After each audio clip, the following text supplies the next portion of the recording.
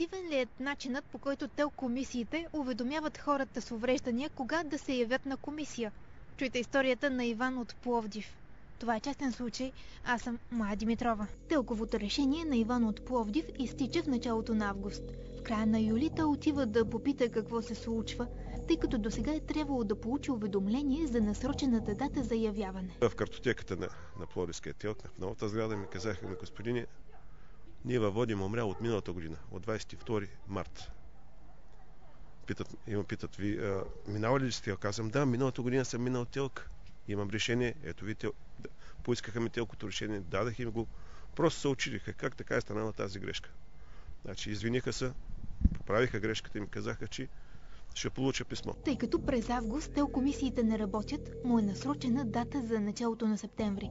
Иван се явява, но има различни по вид заболявания и трябва да мине през още една комисия, така наречения трети състав. Датата на явяване ще му бъде съобщена с писмо. Прибрах се и зачаках.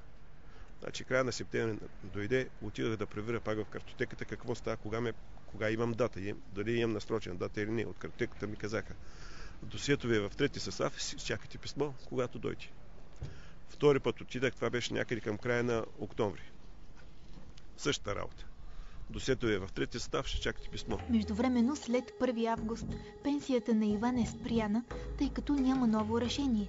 Той остава без пари за лекарства. 22 миналия месец пак отидах да проверя какво става. И в картотеката ми казват: господине, досието ви е при нас, вие имате отказ от явяване. С други думи, вие сте... Питам как така отказ от явяване. Ето така, вие сте били поканен да се явите, обаче не сте се явили.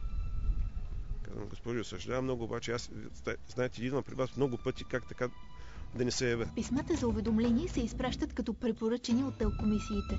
Тоест, ако пощаджията не намери никой вкъщи, 2 пъти от пощата изпращат допълнителни известия, че съществува такова писмо. Иван казва, че не е получил нищо. Пощенската кутия от външната страна има един процив, в който можеш да пуснеш само едно писмо, не можеш да бръкнеш въобще в нея. Ръката няма достъп. Имам звънци. Пощаджията спокойно може да позвъни поне на един от двата звънеца. От картотеката на ТЕЛК казват на Иван да подаде молба за нова дата и да чака ново писмо. На 2 декември отидах в трети състав да си потърся писмото и изчаках да започне часът, в който те давате справки. Това беше вече 1 без 10. Влезах и секретарката ми се развика: за какво идвате, какво искате отвън? И аз се опитах да обясня.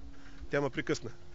И просто, може би защото и казах: госпожо, извинете, ако ме изслушате и ви кажа това, което искам да кажа, може да се разберем. Може да разберете за какво става въпрос, защо идвам. Ама вие номер че имате ли от картотеката? Сопната му пита. Казвам: да, имам, и го показах. Не това, друго номерче. Казвам: какво друго? И тя тръгна. И почна да говори: аз сега ще закъснея, кога ще се върши работа, кога такова, накова. Отиде в картотеката, извадиха ми едно номерче с справка за досието там. Преписката, връща се, гледа календаря и вика: вие за 3 дена какво искате? И прощавайте, че сега говоря. Просто точно така. За 3 дена какво искате? Аз да ви дам дата ли? Няма такова нещо. За 3 дена нищо не може да се свърши. Отивате си вас и чакате. И в същото време се намеси една друга жена там, която може би лекарка ли се става на лекарката. Тя ми каза: господине, напуснете. Казвам: госпожо, вижте, искам да разбера, ще получи ли писмо, няма да получи. Моля ви се, кажете ми. Няма какво да ви казвам, напуснете, махайте се и изчезвайте от тук.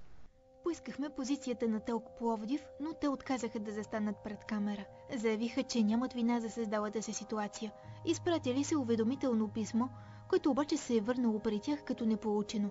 Попитахме ги дали често се случва да им се връщат писмата. Отговориха, че да. Дори току-що от кабинета си е тръгнал възрастен човек от друго населено място със същия проблем. Попитахме това ли е единственият начин, по който става уведомлението, защо, например, не се използва електронна поща или телефон, когато имат съмнение, че то не е доставено. Заявиха, че такава практика няма. Препоръчително е човекът с увреждане да дойде на място, за да попита какво става. Това означава, че ако болният човек има проблем с получаването на писмата, а трябва да се яви на няколко комисии, то той ще трябва да посети телка поне 5-6 пъти. Колко ще му струва това, ако не живее в града? Другият проблем е, че изплащането на пенсията се забавя с месеци. Дори Иван да беше получил първото уведомление и да се беше явил на време, Заради начина, по който работи системата, той щеше да получи пенсията си близо половин година по-късно. 2 дни след нашето посещение в ТЕЛК Пловдив, Иван получи така чаканото писмо.